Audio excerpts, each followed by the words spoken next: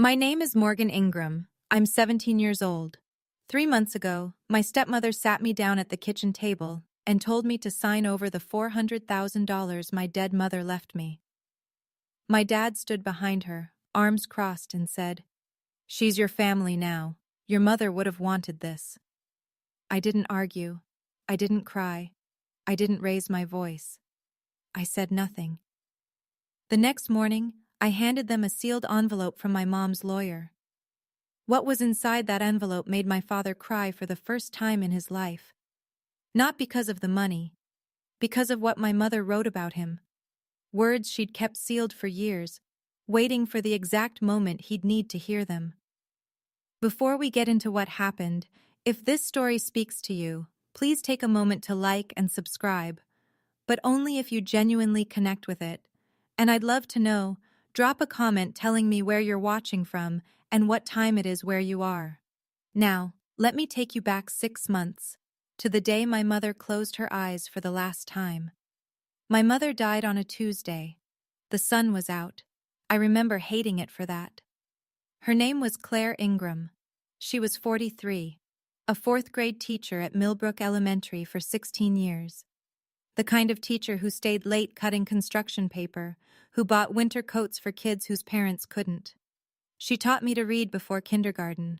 She taught me to write thank you cards by hand. She taught me that silence, sometimes, is the loudest thing you can say. The cancer came 2 years before the Tuesday. Lung cancer, stage 3. She never smoked a day in her life.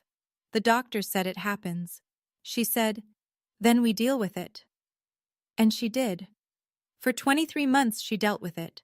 Chemo on Thursdays, teaching on Mondays through Wednesdays, grading papers on her hospital bed with an IV drip in her left arm and a red pen in her right. I'd sit beside her, doing homework, pretending I couldn't hear the machines beeping. The last week she could barely talk, but she pulled me close, her hand so thin I could feel every bone, and whispered something I didn't fully understand. "Everything you need is with Drayton. Promise me you'll call her." I didn't know who Drayton was. I didn't know what everything meant. I just held her hand and said, "I promise, Mom." She smiled. It was small and tired and perfect. And then, on a Tuesday afternoon in October, with the sun pouring through the window like it had no respect for what was happening in that room, she let go. I was the only one there. My father hadn't visited once in 2 years. Not when she was diagnosed. Not when she lost her hair. Not when she sold our house to pay the deductibles. Not once. The nurses cried more than I did. Mrs. Patterson from across the street brought flowers to a room that no longer needed them. My Aunt June drove 3 hours from Culpeper and held me in the hospital hallway while I shook. My father sent a text the next day. "Sorry for your loss," like I was a coworker, like she was someone he'd met at a party once. That part matters. You'll see why. The funeral was small. Mom's friends from school, a few neighbors, my Aunt June, Mom's younger sister, and me. My father showed up 20 minutes late, wearing a tie I'd never seen. He brought Valerie Hartwell, his wife of 6 years, the woman he married 14 months after walking out on my mother and me. She wore a black dress and an expression that said she'd rather be anywhere else. She didn't sign the guest book. Here's what you need to know about me at 17. I had nowhere to go. In the state of Virginia, a minor needs a legal guardian. My Aunt June applied. The court said no. My biological father had priority. Richard Ingram, 45, employed, married, with a 3-bedroom house in Grover, Virginia. So I packed 2 suitcases and moved in with a man I'd barely spoken to in 8 years. The house was already full. Richard and Valerie had the master. Brianna, Valerie's daughter, 16, had the 2nd bedroom. Kyle, Valerie's son, 14, had the 3rd. My room was the converted storage space at the end of the hall, a camp cot, a folding table, and a bare bulb overhead. My suitcases didn't fit. I stacked them in the corner and sat on the cot, listening to Kyle's video game bleeding through the wall. That first night, I heard Valerie in the kitchen. She wasn't talking to my father. She was talking about me. How long until the trust thing gets sorted? My father said something I couldn't hear. Then Valerie. She's been here 2 days and she already acts like she owns the place. I pulled my mother's blanket around my shoulders. I didn't cry. I just memorized the sentence. People tell you who they are early. You should believe them. 1 week in, dinner. Valerie made chicken casserole and served everyone before me. I didn't mention it. I ate what was left in the dish and washed my own plate. Halfway through the meal, Valerie started talking about money. She didn't look at me. She looked at Richard. Brianna's first choice school costs $55,000 a year. The roof's leaking again. The Honda needs a transmission, and my visa bill, don't even get me started. Richard chewed slowly. Then he turned to me. His voice was careful, rehearsed. Your mom, she left you some money, right? We should probably talk about that, as a family. I set my fork down. It's in a trust. I don't have access yet. Valerie leaned forward. Trusts can be changed. We looked it up. We. She said we. That meant this wasn't a dinner conversation.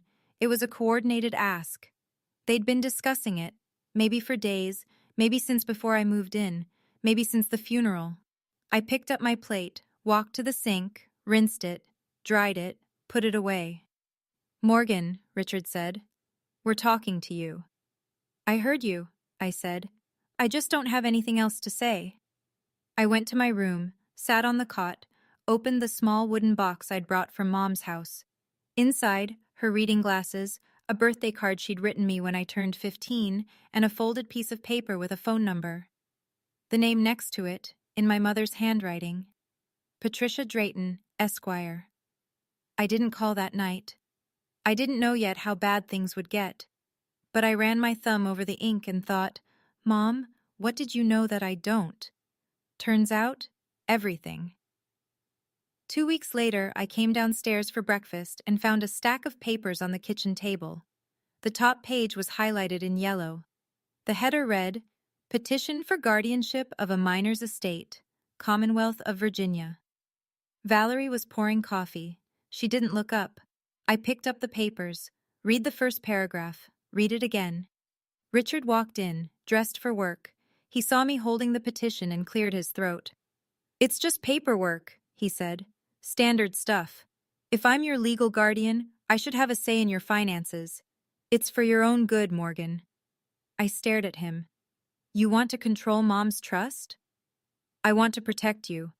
He grabbed his keys. You're 17. You don't understand how money works. Mom understood, I said. That's why she set it up. He left for work. Valerie sipped her coffee and smiled at me over the rim. It was the kind of smile that said, this is already decided. I went to the library after school. Not for my shift, for the back room, where it's quiet and the Wi-Fi works. I sat in the corner and called the one person I hadn't been able to face since the funeral. Aunt June picked up on the first ring. Honey, I've been waiting for this call. They're filing for guardianship of Mom's estate, I said. My voice cracked, first time since the funeral. June was quiet for 3 seconds. Then, can you get to my place Saturday? Yes. Good. There's someone you need to meet. Her name is Patricia Drayton, your mother's attorney. My chest loosened for the first time in weeks.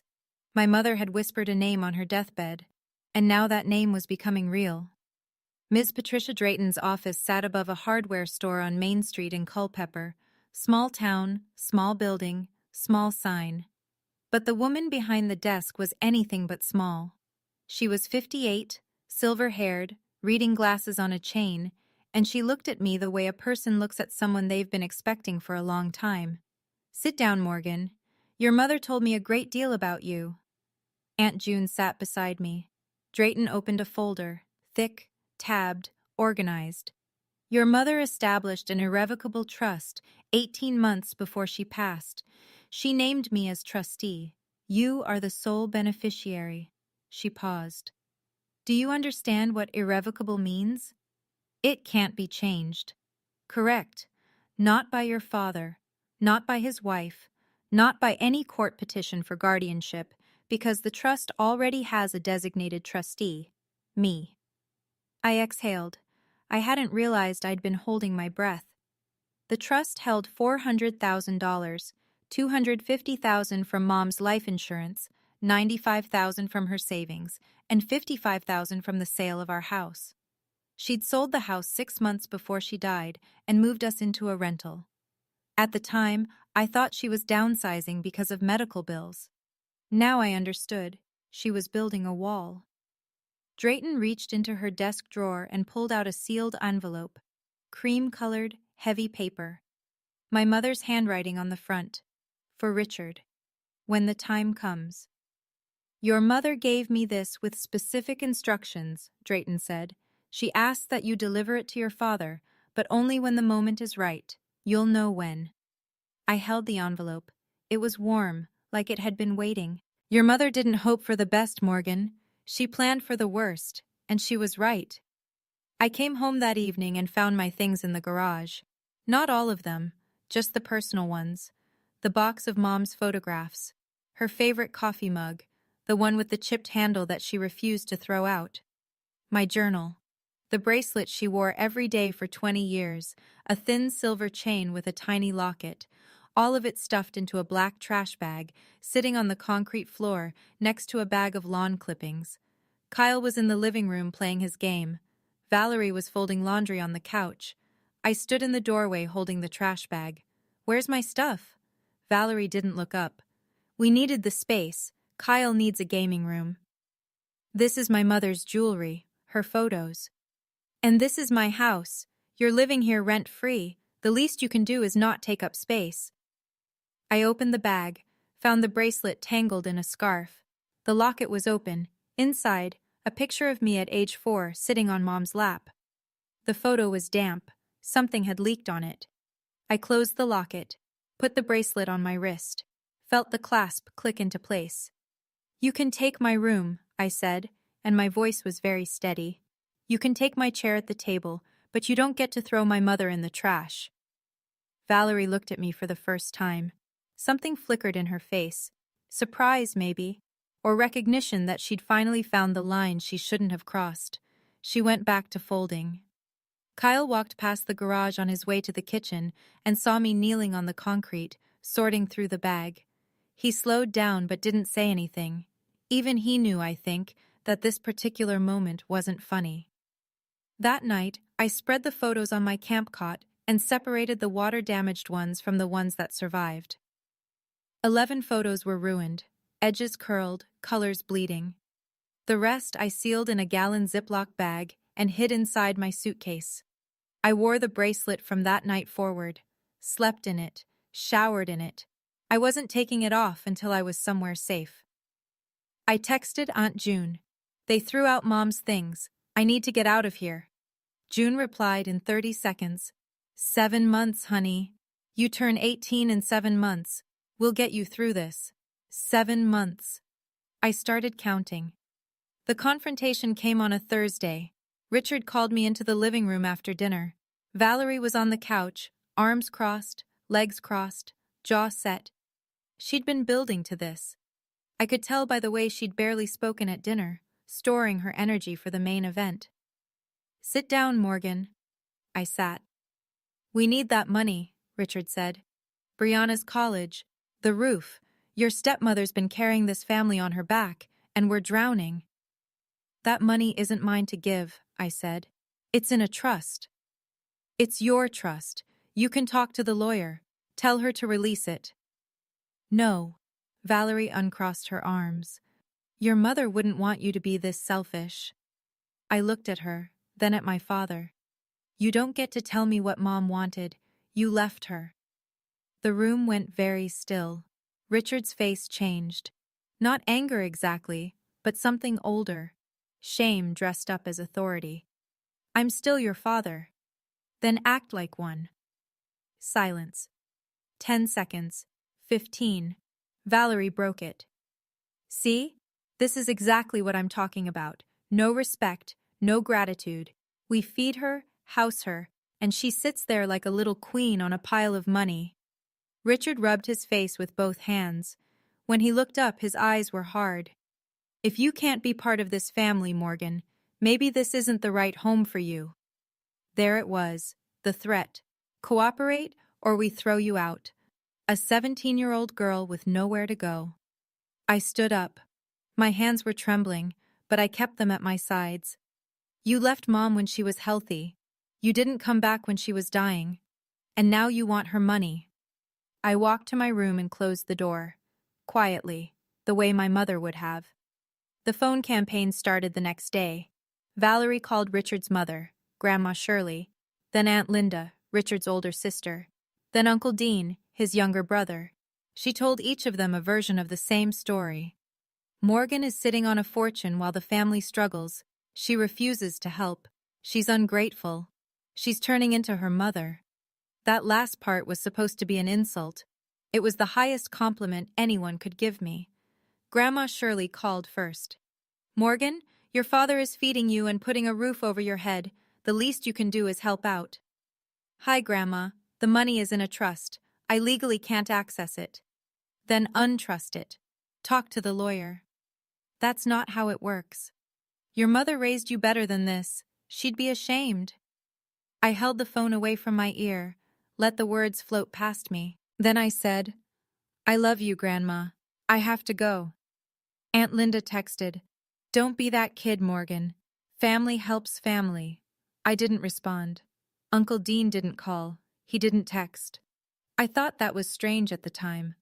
Everyone else in the family had weighed in, pressured, advised, judged. Dean stayed quiet. I didn't know yet that silence was its own kind of message. I started spending my afternoons at the library, not just for my shift shelving books 3 days a week, but for the quiet. The back room had a table by the window where nobody bothered me. Mrs. Cooper, the head librarian, had known my mother. They'd worked together on the elementary school reading program. She never asked questions. She just left the back room unlocked after hours and pretended she didn't notice me still there. I'd sit at that table doing homework, watching the parking lot empty out, listening to the building settle. Sometimes I'd write in my journal, new entries, since the old ones were water damaged. I wrote letters to Mom that I'd never send, telling her about Valerie and the kitchen table and the phone calls from Grandma. I wrote them like she could read them. Maybe she could. That library became the only place where no one asked me for anything. No one told me I owed them. No one invoked my dead mother's name to justify taking what she left me. I was 17, alone, and surrounded, and I was running out of room to breathe. Kyle made it personal. He was 14, built like his mother's temper, short fuse, big noise. He'd already taken my charger, borrowed my headphones without asking, and changed the Wi-Fi password twice. I bought a new charger. I let the headphones go. I asked Brianna for the password, but the journal was different. I came home from the library and found it on the kitchen counter, pages open, damp. A glass of water had been tipped over, right onto the pages where I'd written letters to my mom. Letters I never sent. Letters I wrote in the dark on my camp cot, saying the things I couldn't say out loud. Kyle was at the table eating chips. "Oops," he said. He didn't look up. I picked up the journal, peeled apart the wet pages. Some of the ink had bled. Some of the words were gone. I didn't yell. I didn't cry. I took the journal to my room, photographed every page with my phone, and saved them to a cloud folder. Then I put the journal in a Ziploc bag inside my suitcase. That evening, Kyle had friends over. They were in the living room, and as I passed through to the kitchen, Kyle pointed at me. "That's our charity case. Her mom died and now she lives in the closet." His friends laughed.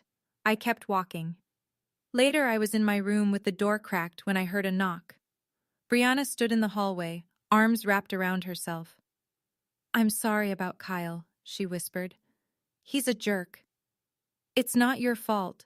She looked at me for a long moment, then nodded and left. My mother survived 2 years of chemotherapy without complaining once. I could survive a 14-year-old with a water glass.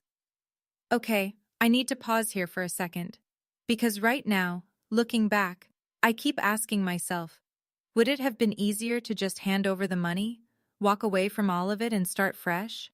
I want you to tell me in the comments, have you ever been pressured by your own family to give up something a loved one left specifically for you? Because at this point in my story, I had no idea what was coming next. If you're still with me, hit that subscribe button. We're about to get to the part that changed everything. Saturday morning. Aunt June's kitchen. Coffee, toast, and the truth.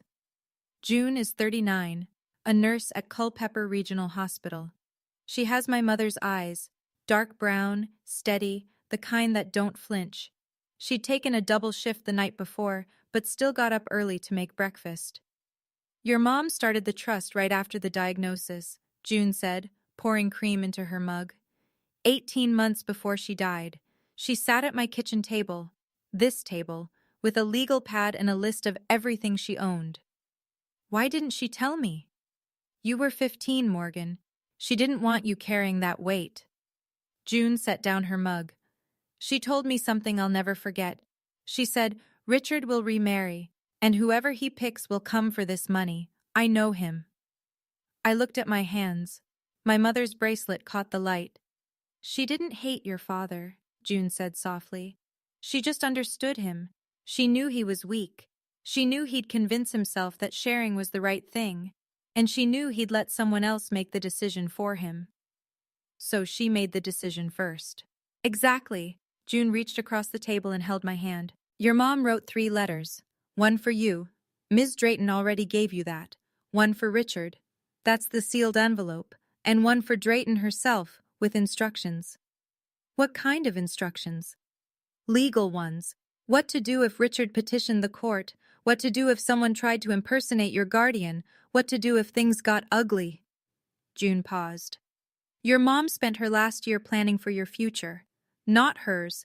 Yours. I squeezed her hand. Outside the window, birds were singing. It sounded like something my mother would have pointed out. I found the proof on a Monday. I was looking for a pen in the kitchen drawer. The junk drawer, where Valerie kept takeout menus and old batteries and apparently banking correspondence. The letter was from First National Trust Services.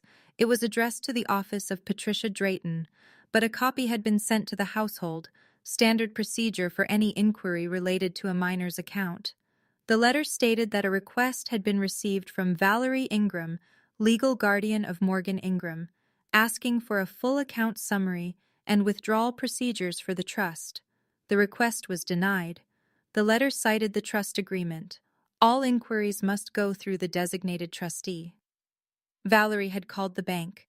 She'd identified herself as my legal guardian. She'd tried to access my mother's trust. My hands didn't shake. I felt something colder than anger. Clarity. I photographed the letter with my phone. Both sides. The envelope too, with the postmark and the address. Then I put it back in the drawer, exactly where I found it. That evening, I emailed the photos to Ms. Drayton with a single line. She called the bank pretending to be my guardian. Drayton responded within the hour. This is exactly what your mother anticipated. I've documented everything. Keep the original in the drawer. Don't let them know you've seen it. Then a second message. I'm going to arrange a meeting. Your father and his wife need to hear the legal reality directly from me. It's time. I closed my phone and looked out the window. Valerie was in the backyard, laughing at something on her phone. She had no idea what she'd set in motion.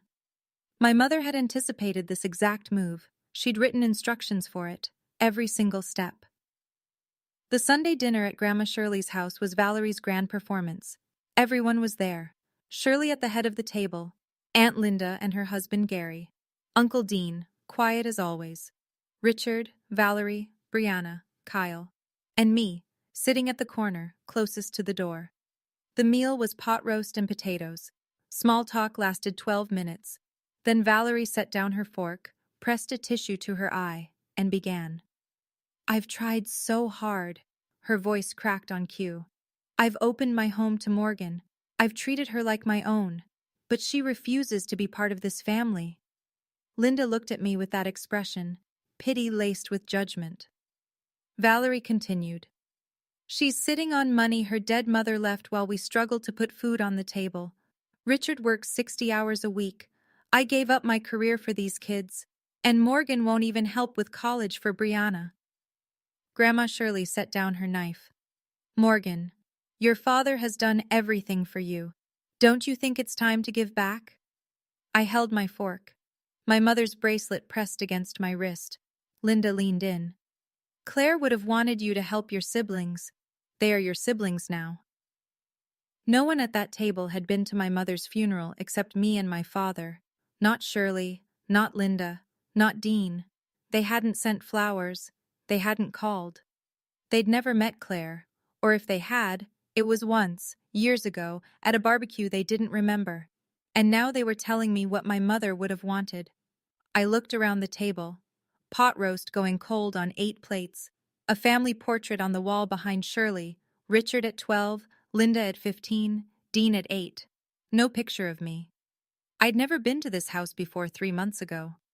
Valerie dabbed her tissue and looked at me with an expression of wounded nobility. Richard studied his plate. Brianna stared at the salt shaker. Kyle was texting under the table. I opened my mouth to speak, but before I could, a voice came from the far end of the table. Uncle Dean, who hadn't said a word all evening, set down his glass. Has anyone at this table actually seen the trust documents? The room went silent. Valerie's tissue froze at her cheek. Shirley's fork hovered in midair. Richard looked at his brother like Dean had just pulled the fire alarm. Because I have questions, Dean continued, and I think we should have answers before we start telling a 17-year-old what to do with her dead mother's estate. Nobody responded. The clock in the hallway ticked 5 times before Shirley cleared her throat and changed the subject to Aunt Linda's bathroom renovation. But the damage was done. A crack had opened in Valerie's performance, and everyone at that table felt it. Dean found me in the driveway after dinner, leaning against Aunt June's car, waiting for the ride I'd arranged in advance. I'd learned to always have an exit plan. Morgan, hold on a second. Dean was 40, the youngest of the 3 Ingram siblings. He worked as an accountant at a firm in Fredericksburg. He was the quiet one, the one who showed up to family dinners, ate his food, and left without drama. I barely knew him. I don't know exactly what your mom set up, he said, hands in his jacket pockets. But I know trusts. If it's irrevocable and has an independent trustee, they can't touch it. No petition, no guardianship filing, nothing. I watched his face. Why are you telling me this? He looked back at the house. The kitchen light was on, and through the window I could see Valerie gesturing while Shirley nodded. Because Richard called me last week. He asked me to help him find a way into the trust. Wanted me to look at the structure, find a loophole. What did you say? I said no. He met my eyes. That's when I knew something was really wrong. Your brother, my brother, asked me to help him take his daughter's inheritance. I told him no, that's not who we are. I nodded. My throat felt tight. If your mom had a lawyer, use that lawyer, Dean said. And don't sign anything. Not a single page. Nothing. I won't. He reached out and squeezed my shoulder. Quick, awkward, the way men do when they don't know how to say something bigger. Then he walked back to his truck. I stood in the driveway for a long time after he drove away. One person in that entire family had said no. Sometimes one is enough. Valerie played her last card on a Wednesday afternoon. I was doing homework at the folding table in my room when Brianna knocked. She stood in the doorway looking like she'd rather swallow glass than say what she was about to say. Can I talk to you? Sure. She sat on the edge of my cot. Her hands were clasped between her knees, and she wouldn't look at me. My mom says... She stopped, started again. Morgan, if you don't share the money, I can't go to college. I'll have to work at the diner. Is that what you want? The words sounded rehearsed. I could almost hear Valerie feeding them to her from the hallway. Brianna, that's not your fault. And it's not mine either. Her eyes filled. I know, she told me to say it. I know she did. Brianna wiped her face and left without another word. I heard her bedroom door close softly. 30 seconds later, Valerie appeared. She'd been listening. Her face was triumphant and furious at the same time. See what you've done? You made her cry. You're heartless. You're just as cold as your mother. I stood up. The room was small. Valerie filled the doorway. But I looked straight at her, and something in my face made her take half a step back. Don't ever talk about my mother again. Valerie's lip curled. Or what? You'll find out Tuesday. She stared at me. I stared back. After 5 seconds, she turned and walked away, heels clicking down the hallway. Tuesday was the day Drayton had scheduled the meeting. Valerie didn't know that yet. She called my mother cold. My mother, who spent her dying year building a fortress around her daughter. Cold. Let me tell you what cold really looks like. Tuesday, 10 a.m. The law office of Patricia Drayton, Main Street, Culpeper. I arrived with Aunt June at 9:45. Drayton met us in the hallway. She was wearing a charcoal blazer and her reading glasses were on. She looked like a woman who'd been waiting for this meeting for 18 months. Are you ready? She asked. Yes. Good. Let me do the talking until I tell you otherwise. Richard and Valerie arrived at 10 sharp. Valerie had dressed for the occasion, pressed blouse, gold earrings, lipstick. She carried a manila folder under her arm, thick with papers she'd printed from the internet. She walked in like she was attending a business deal she expected to win. Richard looked smaller than usual. He was sweating through his shirt. He kept touching his collar. He shook Drayton's hand at the door and said, "Thank you for meeting with us," like he was arriving at a job interview he knew he wouldn't pass. The conference room was modest. Oak table, 4 chairs on each side, a window looking out onto the street. A water pitcher sat in the center. Nobody poured a glass. Drayton's file folder, thick, tabbed, held together with a binder clip, sat in front of her like a weapon that hadn't been drawn yet. Valerie chose the seat directly across from Drayton. She set her manila folder on the table and placed both hands on top of it. A power move. She'd probably practiced it. Aunt June and I sat on the opposite side. June was calm. I was calm. We'd both arrived knowing something that Richard and Valerie didn't. This meeting wasn't a negotiation. It was a notification. Drayton sat at the head. She arranged her file folder, the real one, the one Claire had built, and looked at each of us in turn. Thank you all for coming. I called this meeting because there appears to be ongoing confusion about the estate of Claire Ingram. I'd like to resolve that confusion today, clearly and permanently. Valerie smiled, the confident, prepared smile of someone who thinks they've come armed. Richard licked his lips and shifted in his seat. June squeezed my hand under the table. Drayton opened the folder. I want to be clear about one thing from the start, she said. Her voice carried the careful weight of someone who'd rehearsed nothing because she didn't need to. I represent the trust of Claire Ingram. Not Mr. Ingram, not Mrs. Ingram. The trust. My obligation is to the document Claire created and to its sole beneficiary, her daughter, Morgan. She looked at Valerie's manila folder, then back at Valerie. Let's begin. Drayton read from the trust document the way a surgeon handles a scalpel.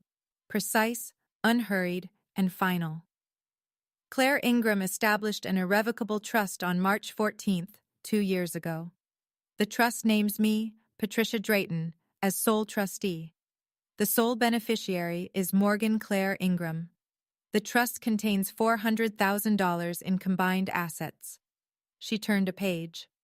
The distribution schedule is as follows: $50,000 released for educational expenses when the beneficiary turns 18. Additional distributions at ages 21 and 25. All disbursements require trustee approval. Valerie leaned forward. But Richard is her father. He has parental rights. Drayton looked at her the way you'd look at a fly on a courtroom wall. Parental rights do not extend to an irrevocable trust established by a third party. Mr. Ingram is not the grantor, not the trustee, and not a beneficiary. He has no legal standing here. None. Richard opened his mouth, closed it, opened it again. Claire never told me about this. She wasn't required to. Valerie's folder was still closed on her lap. She gripped the edges. Then we'll get a lawyer. We'll contest this. You're welcome to retain counsel, Drayton said. But I should mention something first. She pulled out a single sheet of paper. This office received a letter from First National Trust Services, dated 3 weeks ago. It documents an unauthorized attempt to access Morgan's trust account. The caller identified herself as, Drayton read directly, Valerie Ingram, legal guardian of Morgan Ingram. Valerie's face drained of color. The manila folder in her lap, the one she'd walked in with, full of internet printouts and homemade legal arguments, suddenly looked very small. Richard looked at his wife, his mouth opened slightly. It was the first time I'd seen genuine surprise on his face in weeks. You called the bank? Richard said. Valerie didn't answer him. Impersonating a legal guardian to access a minor's protected trust is a serious matter, Drayton said. Her voice didn't rise. It didn't need to. Potentially a federal one. I trust this won't happen again. Valerie's hand moved to her throat. She touched her earring. A nervous gesture I'd seen a dozen times at the kitchen table, but never like this. Never with that expression. The expression of someone who'd walked into a room expecting to win and was realizing, in real time, that the door had locked behind her. Richard leaned back in his chair. He rubbed his face. The petition for guardianship, the conversations with Dean, the Sunday dinner campaign, all of it, useless. Every move they'd made had been anticipated by a woman who'd been dead for 6 months. June's hand tightened around mine, and Drayton wasn't done. There is one additional item, Drayton said. She reached into the folder and pulled out the cream-colored envelope, the one she'd given me weeks ago, the one I'd returned to her that morning because this was the moment. Claire left a letter. It's addressed to Richard. She asked me to read it aloud, in your presence, at the appropriate time. Drayton looked at me. I nodded. Richard pushed back from the table. I don't need to hear. Mom asked for this, I said. Please. He looked at me. Really looked at me. Maybe for the first time since I'd moved in. Then he settled back into his chair and folded his hands.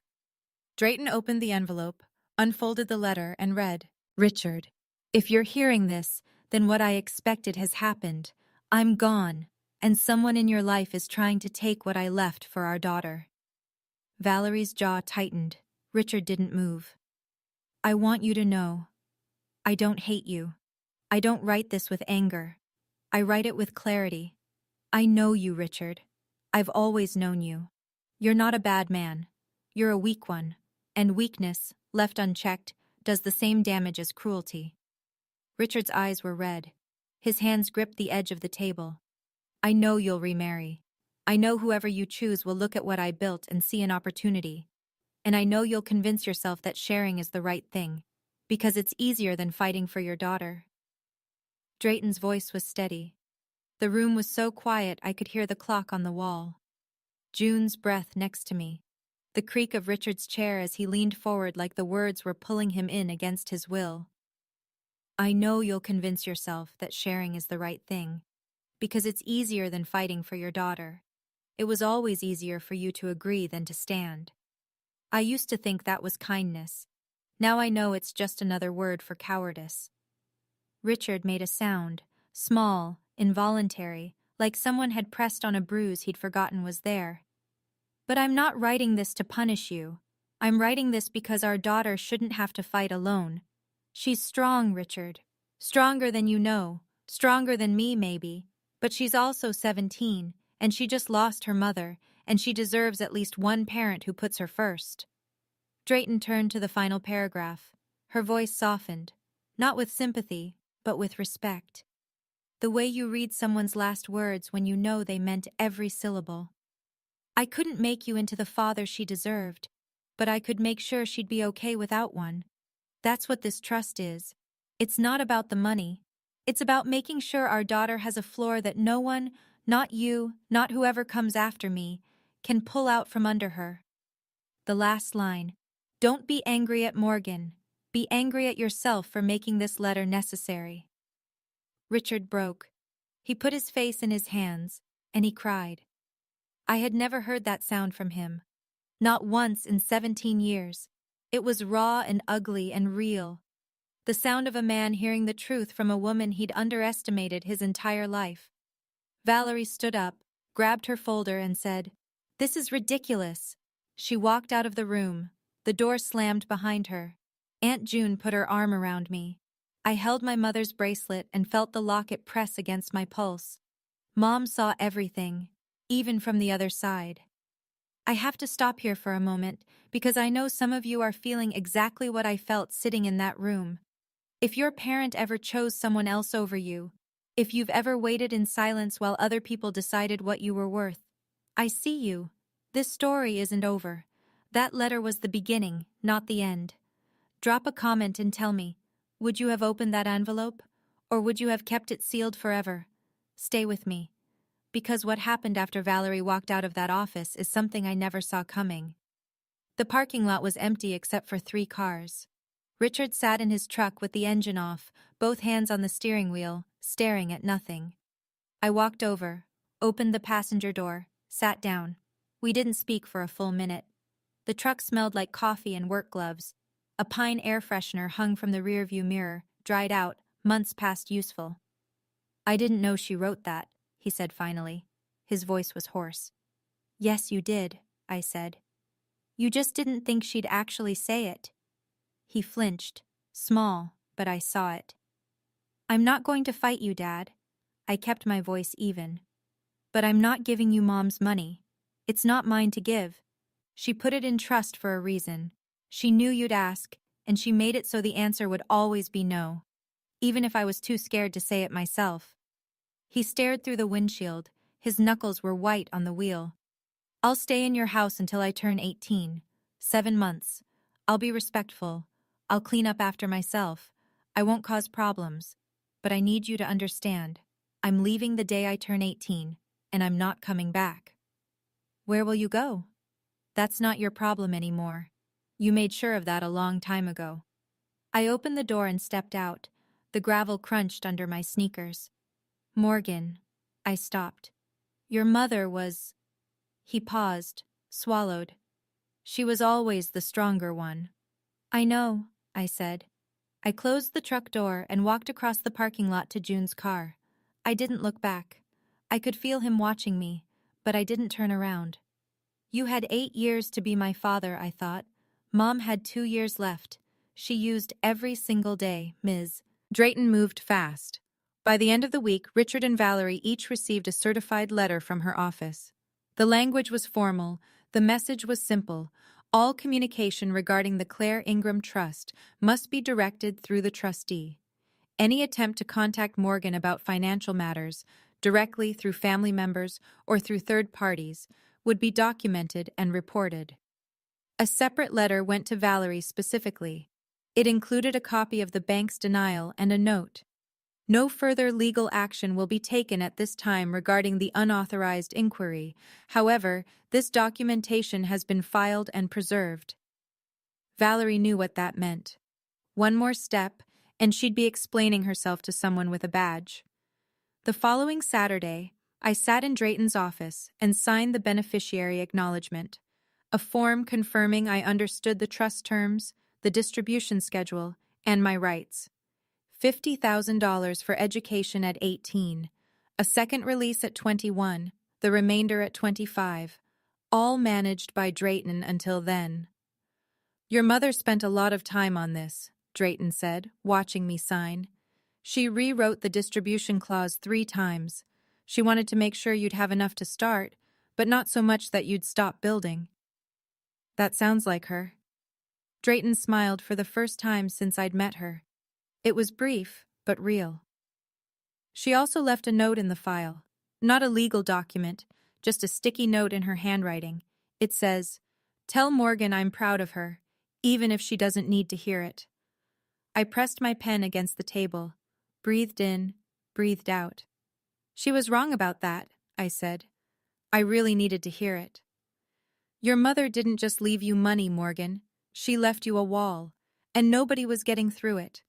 The story traveled the way stories do in small towns, fast, crooked, and without permission. Uncle Dean told the truth first. He called Grandma Shirley the same evening as the lawyers' meeting and laid it out. The trust was airtight. Valerie had impersonated a legal guardian to access a minor's account, and Richard had asked Dean to find loopholes to break into his own daughter's inheritance. Shirley called Richard that night. I was in my room, but the walls in that house were thin, and Shirley's voice carried even through a phone speaker. "You let that woman try to steal from your child?" I couldn't hear Richard's response, just the low murmur of a man who'd run out of excuses. Aunt Linda called me the next afternoon. Her tone was different from the last time, softer, smaller. "Morgan, I owe you an apology. I didn't know the full story. Valerie told us, well, she told us something very different. I'm sorry." "Thank you, Aunt Linda. Your Uncle Dean, he set us straight. He told us what really happened, about the bank, about the petition. I appreciate him. He's a good man, better than his brother, if I'm being honest." She paused. "Listen, Morgan, whatever you need, if you ever need anything, you call me, okay?" "Okay. Thank you, Aunt Linda." "And Morgan, your mother, I wish I'd known her. She sounds like someone worth knowing." By the following Sunday, Valerie was no longer invited to Shirley's dinner table. The invitation went to Richard, alone. He didn't come. He said he had to work. Everyone knew he didn't work Sundays. Shirley called me that week. She didn't mention money. She didn't mention the trust. She just asked how school was going and told me she'd saved a piece of her apple cobbler for me if I ever wanted to stop by. It was the first normal conversation I'd had with my grandmother. It shouldn't have taken a legal crisis to get there, but it did. The family didn't collapse overnight. It shifted, like a house settling after a storm, cracks in the foundation that had always been there, finally visible. Shirley still loved her son. Linda still answered his calls. But the trust they'd placed in his judgment was gone, and Valerie's name had become the thing people lowered their voices to say. Dean checked in on me by text every couple of weeks. Short messages. "How's the library? Need anything?" From a man who wasn't used to talking much but was trying to show up in the ways he could. I didn't celebrate any of this. There's no victory in watching a family come apart, even one that was never fully mine. The house got quieter after the meeting.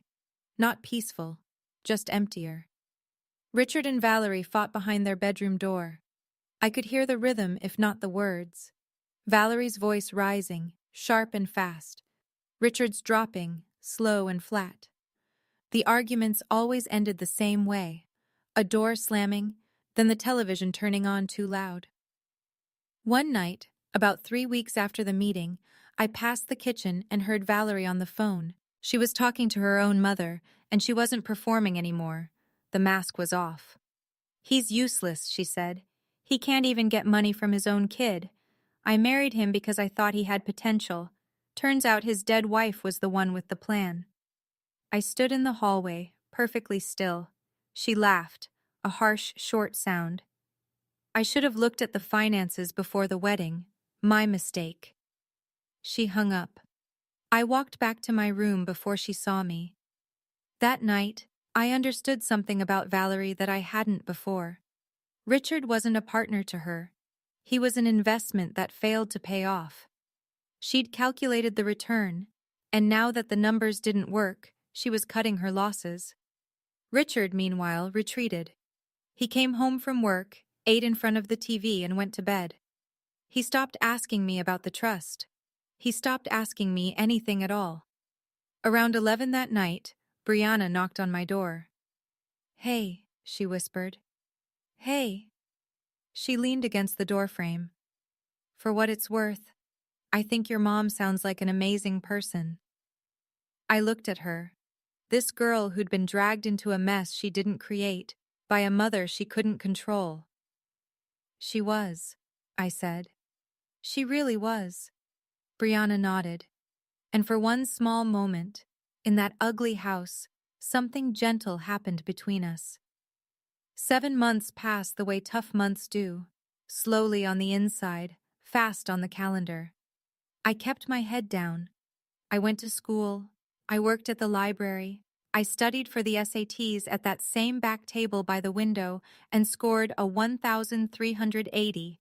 Good enough, Mrs. Cooper said, to make my mother very proud. I applied to Virginia Commonwealth University and got in, half scholarship for academic merit, the rest covered by the Trust's education fund. I signed the dorm contract the week I turned 18. During those 7 months, Valerie and I developed an unspoken agreement. We avoided each other. She stopped mentioning the trust. She stopped mentioning my mother. She barely acknowledged me at all, which was a relief compared to the alternative.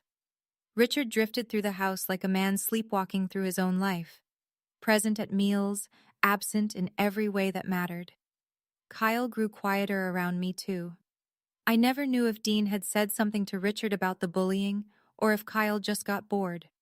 Either way, the water glass incident was the last of it. Brianna and I exchanged small moments, a nod in the hallway, a shared eye roll when Valerie raised her voice, a whispered, "Good luck," on the morning of my SATs. We never talked about the trust again. We didn't need to. Drayton released the first $50,000 on my 18th birthday. I opened my own bank account. My name, my signature, no one else's. The teller asked if I wanted to add a parent or guardian. I said no. The morning I left, I packed the same 2 suitcases I'd arrived with, plus the wooden box with Mom's things and the journal, dried now, the ink faded in places, but still readable. Everything I owned fit in 2 bags. That used to make me sad. Now it made me light. Richard stood at the front door. He was holding a cup of coffee, and he looked older than 45. The fight had gone out of him months ago, if it had ever really been there. "Morgan." I stopped on the front step, suitcase in each hand. "I know I don't have the right to say this, but good luck." I looked at him, my father, the man who left my mother, who let his wife try to steal my inheritance, who never once in 7 months said the words "I'm sorry." Standing in the doorway of a house that was too big for him now, holding a coffee he'd forget to finish. "Bye, Dad." He opened his mouth like he wanted to say more, but nothing came. The words were stuck somewhere between his pride and his shame, and neither one would let go.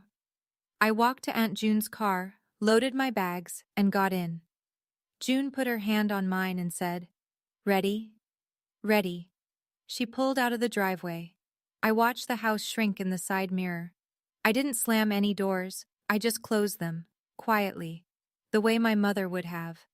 My dorm room at VCU was 8 feet by 12 feet. A single bed, a desk, a closet that fit 4 hangers. It was the most beautiful room I'd ever seen. I hung Mom's photo on the wall above my desk, the one from my 6th birthday, her arms around me, both of us laughing at something the camera didn't catch.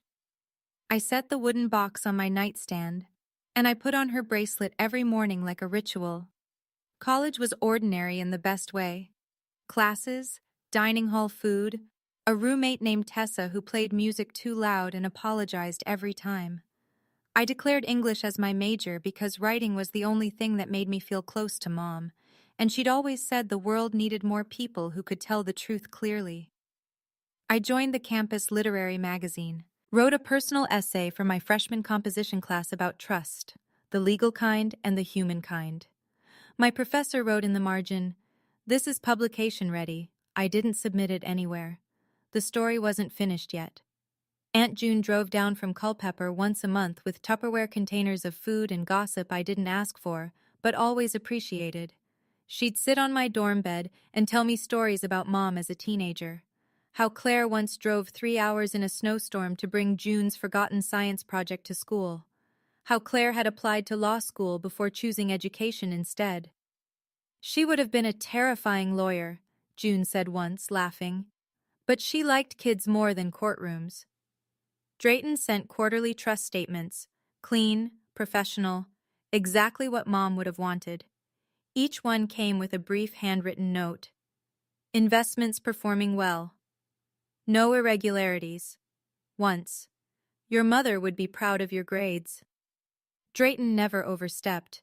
She was the trustee, not a grandmother. But the notes mattered more than she probably knew. And then, in November, I got an email from an address I didn't recognize. The subject line was, "Thank you." It was from Brianna. "Hi, Morgan. I got into Piedmont Community College. I'm paying my own way. Loans, work study, tips from the diner. I'm not going to lie, it's hard. But I wanted you to know, I'm glad you didn't give in. If you had, my mom would have spent that money in a year and I'd still be in the same place. At least this way, I know what I'm earning is mine. Thank you for not caving." I read it 3 times. Then I closed my laptop and looked at Mom's photo. "Your trust didn't just protect my money, Mom. It protected futures you never even imagined." The handwritten letter arrived 6 months after I left. It came in a plain white envelope, no return address, but I recognized the handwriting, blocky, slightly tilted to the left. My father's penmanship hadn't changed since the birthday cards he stopped sending when I was 10. I opened it standing in the mailroom of my dorm, next to a recycling bin and a bulletin board covered in flyers for campus events. Not a dramatic setting, but life doesn't always arrange itself for the camera. The letter was short, 1 page, front only. "Morgan, I read your mother's letter again last night. 3rd time this month. She was right about everything. I was weak.